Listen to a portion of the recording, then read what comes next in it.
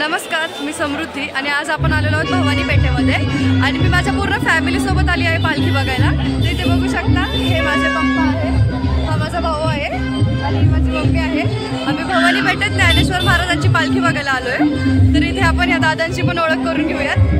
माऊली दादा, रामकृष्ण हरी। हा, तर तुमचा काय प्रतिक्रिया आहे? म्हणजे की नाही का आता इथे एवढी गर्दी आहे, हा तर बघू शकता की इथे पूर्ण असं खूप गर्दी आहे आणि मला खूप आनंद वाटत आहे की या आनंद वाटत आहे की हे पालखी सोहळा आपल्या पुण्यनगरीमधून जात आहे। एखादा श्लोक म्हणजे काय? हरिमुखे म्हणा पुण्याची गणना कोण करी, बोलिले लेकुरे वेळी वाकुणे उत्तरे करा क्षमा अपराध महाराज तुम्ही सिद्ध नाही विचारला मी अधिकार आपुला। म्हणजे मला काही असून ज्ञान असून पण अज्ञानी आहे आणि याच्यामध्ये असं बघण्यात येतं की बरेगावचे माणसं खूप आनंदात येत आहेत, आनंदात उत्साहामध्ये हा कार्यक्रम सण साजरा करत आहेत। अजून पाहतात आपण बजरंग कबड्डी संघ राष्ट्रीय पुणे याच्या मार्फत काही आहे आणि महाप्रसाद पण देत आहेत आणि खूप आम्हाला खूप आनंद वाटला की तुम्ही भेटलात आणि आम्हाला महाप्रसाद पण खूप चांगल्या प्रकारे असे वाटप करता येतं। आनंदाला हे बघा, चांगली दुकानं पण लावली आहेत। नमस्कार।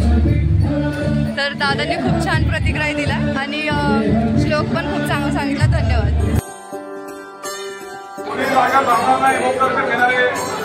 फोटो काढणारे दारात राहा, थांबू नका।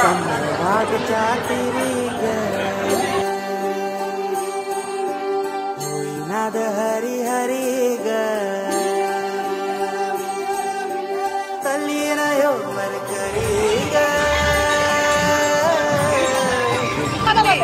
चराचरी ग अशी पंढरी पंढरी ग अशी पंढरी पंढरी ग पुरायाची नगरी नगरी ग पुरायाची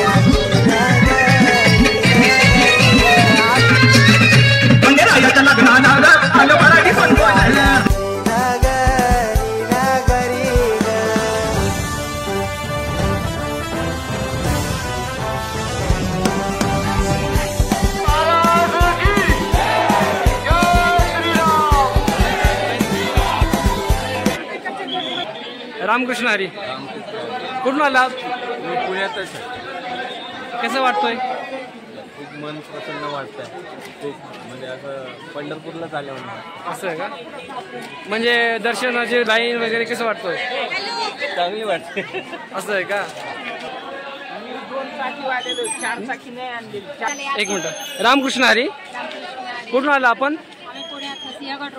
अच्छा, कसं वाटतोय?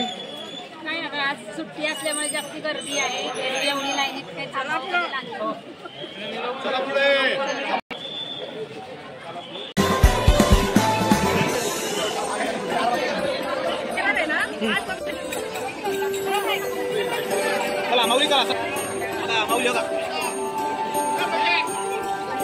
मृदुंग टाळ सांग सकाळ नामात तुझ्या